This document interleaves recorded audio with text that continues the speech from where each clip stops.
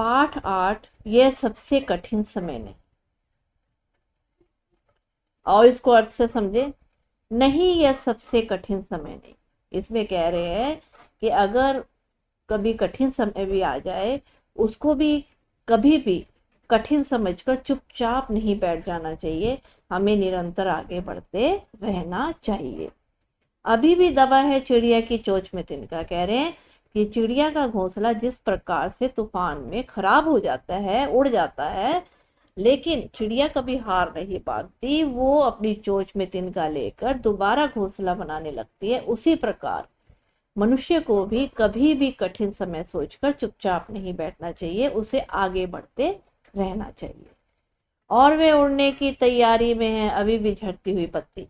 कह रहे हैं अभी भी जो तुम जैसे पतझड़ आता है, सारी पत्तियां पेड़ से निकल जाती हैं, उसके पत्तियों को भी उठा के उससे घरौंदा बनाया जाता है।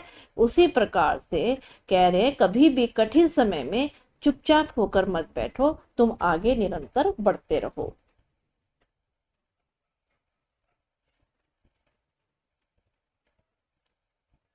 इसको हम कैसे लिखेंगे? वक्त कितना भी खराब हो जाए, लेकिन स्टेशन पर लोगों की भीड़ मिल ही जाती है। कह रहे कितना भी खराब समय हो, लेकिन स्टेशन पर तो भीड़ मिल ही जाती है, क्योंकि उन्हें विश्वास होता है कोई ना कोई रेलगाड़ी उन्हें उनकी मंजिल तक पहुंचा देगी। उस मंजिल पर जहां कोई उनका इंतजार कर रहा होगा, कोई ये आवाज लगा रहा होगा कि जल्दी आ जाओ, अब सूरज डूबने का वक्त है। जब बच्चे बाहर खेल रहे होते हैं, उनकी माँ सूरज ढलने के वक्त उन्हें आवाज लगाकर जरूर बुलाती है। जब कोई व्यक्ति बाहर किसी काम के लिए निकला होता है, उसके घर वाले उसका इंतजार जरूर करते हैं। इस इंतजार में मानव रिश्तों की मजबूत बुनियाद होती है, जो किसी भी व्यक्ति को रोज काम पर निकलने और फिर घर लौटने के लिए प्रचुर मनोबल देती है। तो इसको भावार्थ से समझाया। आगे मैं इसको आपको लिख के भी बताऊंगी भावार्थ इसी वीडियो में। अभी मैंने ओरल समझाया है आपको, इसमें आपको लिख के भी बताऊंगी।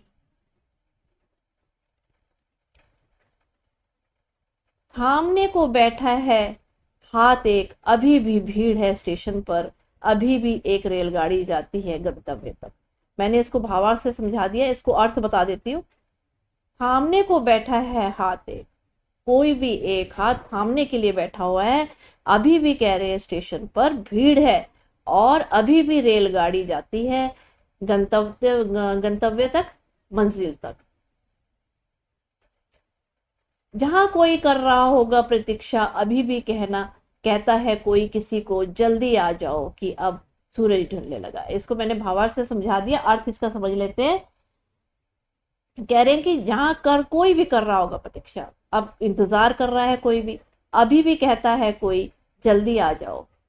घर पे कहते हैं कि जल्दी आ जाओ, सूरज डूबने के वक्त हो गया, अभी कहाँ जाता है।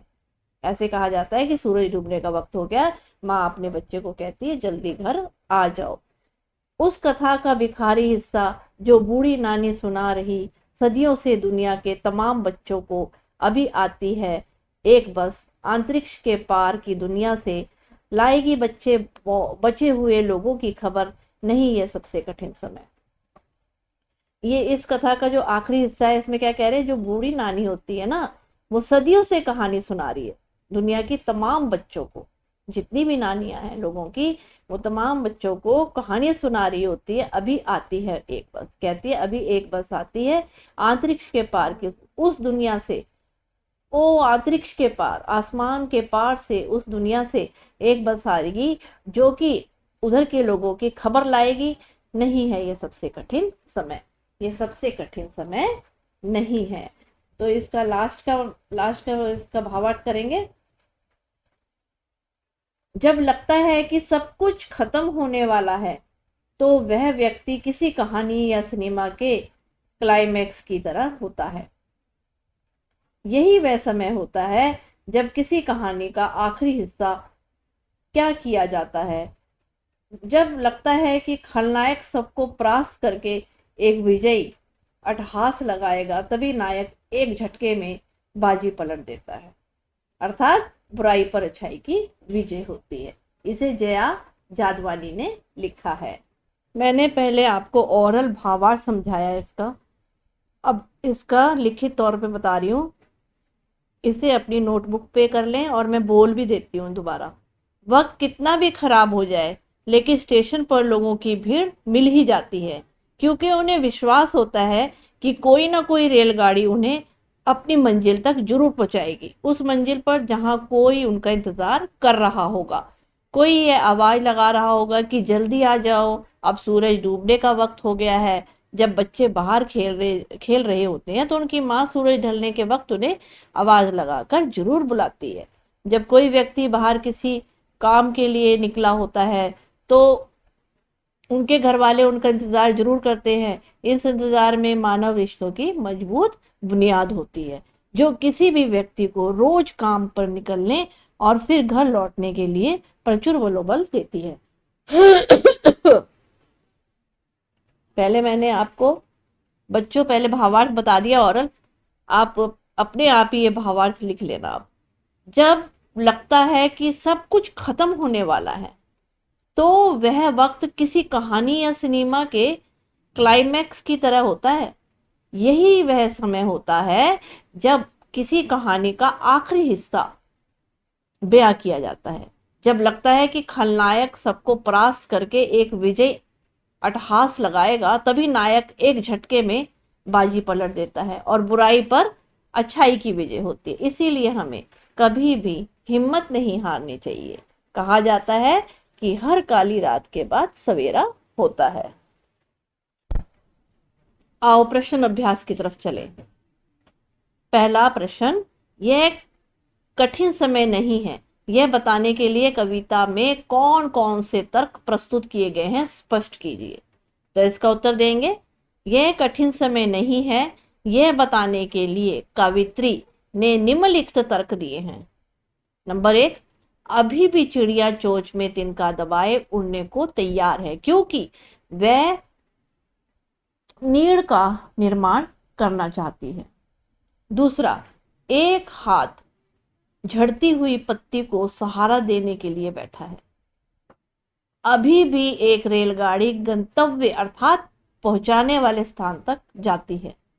नानी की कथा का आखिरी हिस्सा बाकी है। अभी भी एक बस अंतरिक्ष के पार की दुनिया से बचे हुए लोगों की खबर लाएगी। अभी भी कोई किसी को कहता है कि जल्दी आ जाओ, सूरज डूबने का समय हो चला है। अगला प्रश्न, चिड़िया चोंच में तिनका दबाकर उड़ने की तैयारी में क्यों है? वह तिनकों का क्या करती होगी? लिखिए। उत्तर देंगे, चिड़िया अपनी चोंच में तिनका दबाकर उड़ने की तैयारी में है क्योंकि सूरज डूबने का समय हो चुका है। उसके डूबने से पहले चिड़िया अपने लिए घोंसला बनाना चाहती है। वह तिनकों से अपने लिए घोंसला तैयार कर उसमें अपने बच्चों के साथ चैन से रहेगी। उसका बनाया घोंसला उसके परिवार को सुरक्षा प्रदान करता है। अगला प्रश्न, कविता में कई बार अभी भी का प्रयोग करके बातें रखी गई हैं। अभी भी का प्रयोग करते हुए 3 वाक्य बनाइए और देखिए उनमें लगातार निरंतर बिना रुके चलने वाला किसी कार्य का भाव निकल रहा है या नहीं। उत्तर, मुझे अभी भी सिर दर्द है। गांव में अभी भी बच्चे कई मील पैदल चलकर स्कूल जाते हैं। हम अभी भी अंग्रेजी सीख रहे हैं। इस तरीके से आप भी अपने अपने वाक्य बनाइए और कमेंट बॉक्स में लिखिए।